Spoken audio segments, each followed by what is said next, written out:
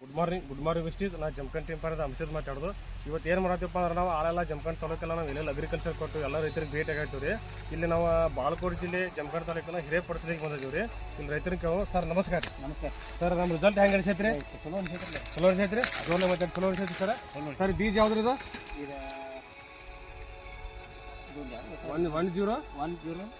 1033 ಬೀಜ ಇರೋದು ಅಂದ್ರೆ 1033 ಬೀಜ ಇರೋದು. ಆಲ್ರೆಡಿ ಗೌರ್ಮೆಂಟ್ ಇದನ್ನ ಬ್ಯಾನ್ ಮಾಡೈತ್ರಿ ಇದನ್ನ. ಅಂದ್ರೆ ಒಂದು 3 ಬೀಜ 10337 ಅನ್ನುವಂಥ ಒಂದು ಮೂರು ಬೀಜ ಬ್ಯಾನ್ ಮಾಡೈತ್ರಿ.